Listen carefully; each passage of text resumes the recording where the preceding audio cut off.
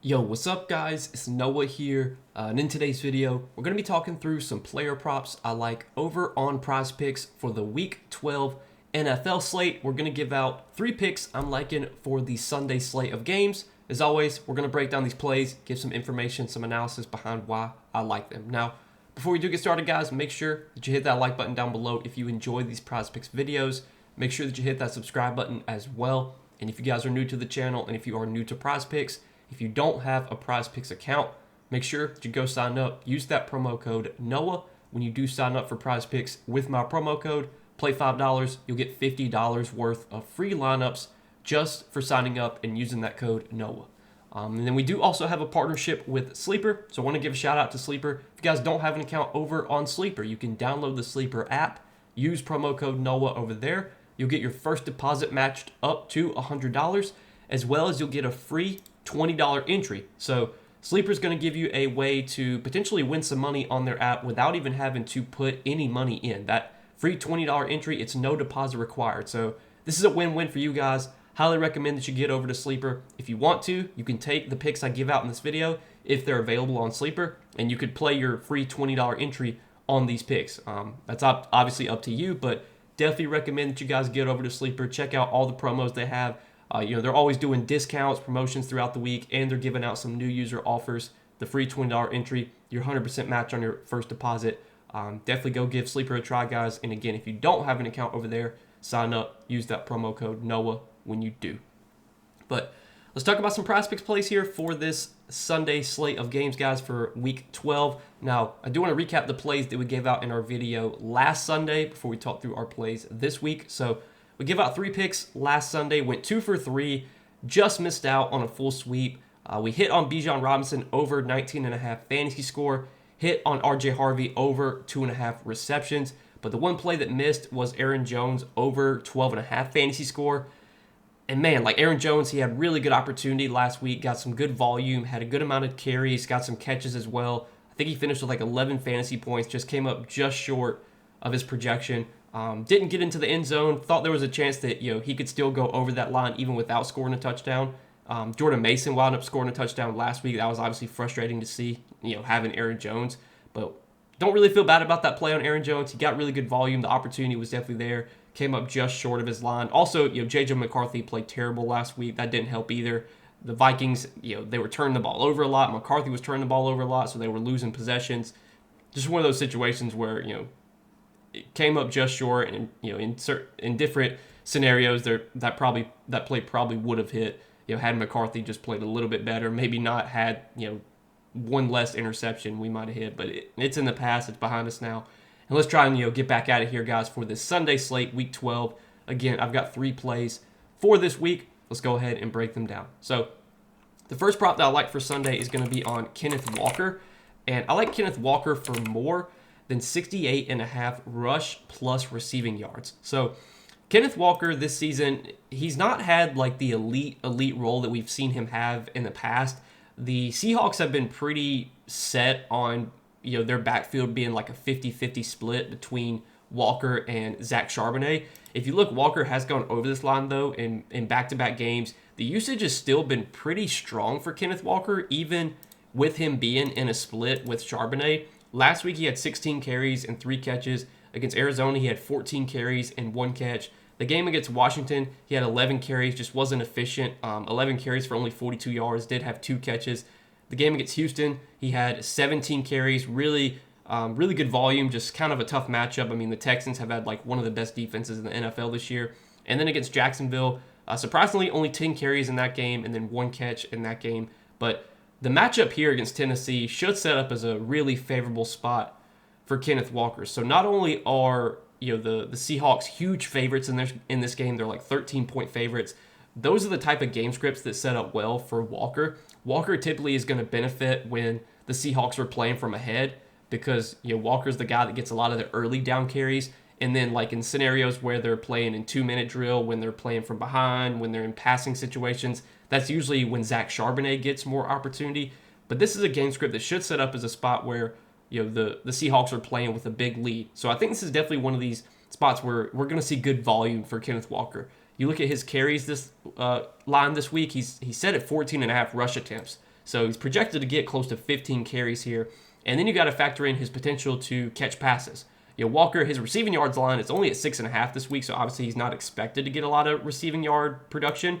But he's one of these guys, he could get one catch and get 30 yards on one catch because he's really elusive. If you give him a screen pass with good blocking, he can make things happen. He had 44 receiving yards last week. He actually showed really good receiving upside last year. Last year, Kenneth Walker was getting really good usage in the passing game. So far this season, he's not getting nearly as much usage in the passing game. They've been involving Zach Charbonnet more as a pass catcher, but Walker's one of these guys that just has that big play upside. He always can break off long runs, and the volume should be strong in the spot against Tennessee with the Seahawks being big favorites here. Well, you can see the line literally just got bumped up to 72.5 as I'm recording this video. So since the line got bumped up 4 yards, I don't like that as much. I think now we probably want to look at his rush yards prop instead. I was actually debating between rush yards and rush plus receiving yards because there was only an 8-yard difference between rush and receiving. I preferred that. Now that it's a 12-yard difference, I think we're actually going to side with the rush yards here.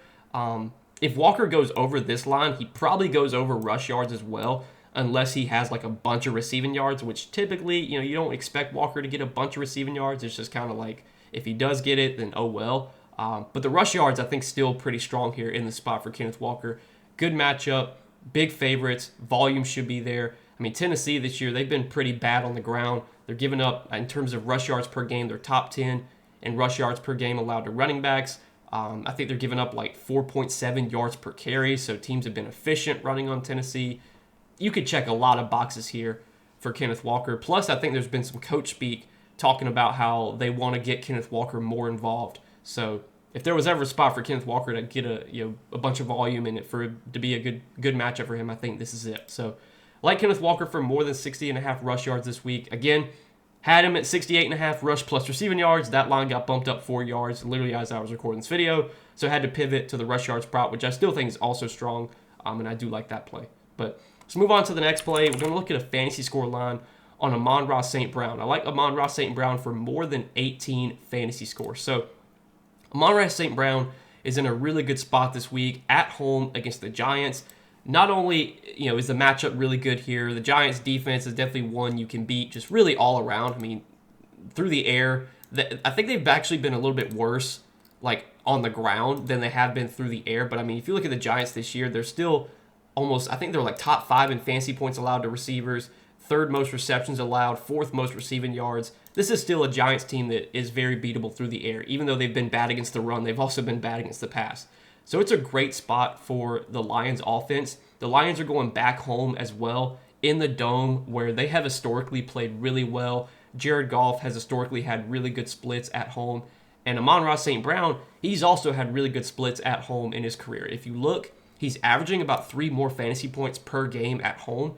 He's averaging 19.3 fantasy score per game at home in his career. On the road, 16.04. So he averages over 3 fantasy points more per game at home. Volume is going to be great here. We saw Amon-Ra last week. He only had 6.2 fantasy points against Philadelphia last week, but he had 12 targets in that game. Like, just one of those scenarios where how often does Amon-Ra put up 6 fantasy points on 12 targets? Like, that almost never happens. But the volume was great. They didn't have Sam Laporta last week, so we saw Jared Goff really leaning into Amon-Ra as his top target. We've only seen Sam Laporta miss 2 games, but in those 2 games, Amon-Ra has had 12 targets last week, and then he had 11 targets in a game last season without Sam Laporta. So, like, not having Sam Laporta opens up some targets, opens up some opportunity in the red zone as well. Definitely could see this being a spot where Amon-Ra scores a touchdown. But Amon-Ra is one of these guys that has really good PPR upside. So for Prizepicks fantasy score, you do get a point per reception. And that's huge because Amon-Ra is one of these receivers that can catch 8, 9, 10 passes like in any game. He can also rack up a bunch of yards. He can score touchdowns. It's a great spot. The Lions have a team total like over 30 points this week. I mean, the Lions should put up a ton of points here.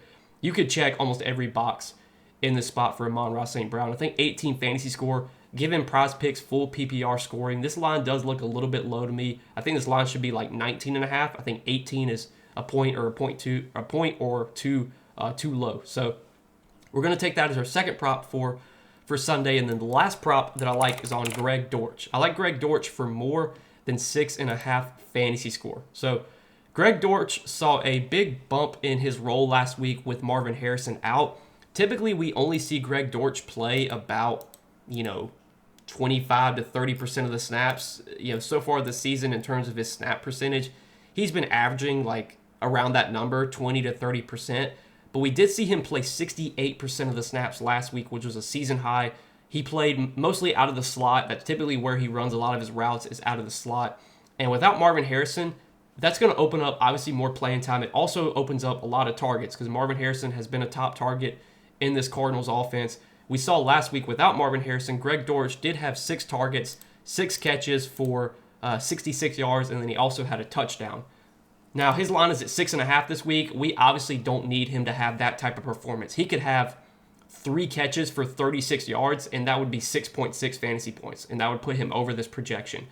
And given the role that he had last week, I think this fantasy score line on Greg Dortch definitely looks a little bit too low. I mean, Greg Dortch is a player that when he has gotten opportunity, he's been able to produce, and now there's going to be even more opportunity for him, without Marvin Harrison Jr.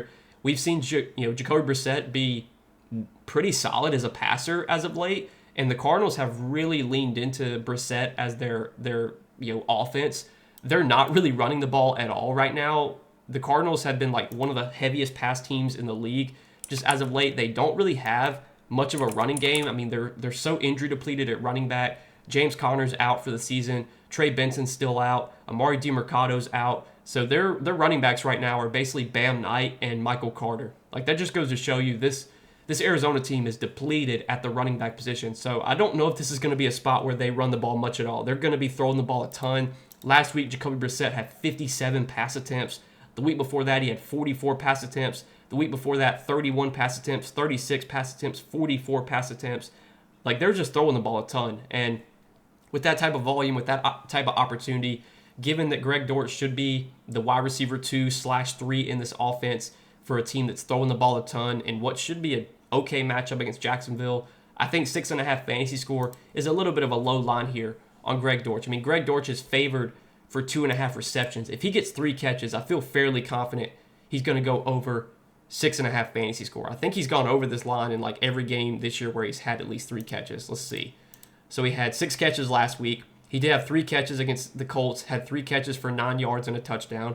He had 5 catches against Seattle, he had 4 catches against Seattle. He had 5 targets in that game, but 4 catches, 35 yards. Like, he's only had 3 catches in 3 games this year, but all 3 of those games he's gone over this fantasy score line. So it feels like if Dortch gets 3 catches, 3 to 4 catches, I mean, especially with Prizepicks being full PPR, he's very likely to go over 6.5 fantasy score. So that's what we're going to roll with, guys, is our 3 props for the Sunday NFL slate. Going to take Kenneth Walker for more than 60.5 rush yards. Again, I liked Walker over rush plus receiving, but that line got bumped up, to 72.5 as I was recording. And I don't want to take a 4-yard bump on a prop, so going to side with the rush yards instead there for Kenneth Walker. And then we've got Amon-Ra over 18 fantasy score, Greg Dortch over 6.5 fantasy score. But yeah, let's try and go 3-0 this week, guys. We just missed out on a full sweep last week. Aaron Jones came up just short of going over his fantasy score line. But let's see if we can get that full sweep this week, go 3-0 on these 3 plays. So, as always, guys, appreciate you watching, appreciate your support. Make sure, before we get out of here, you hit that like button down below, hit that subscribe button as well, and go sign up for Prizepicks, guys. Use that code NOAH when you sign up. Get those $50 worth of free lineups over on Prizepicks. But, yeah, good luck, guys. Let's win some money this week. See you in the next video. Peace.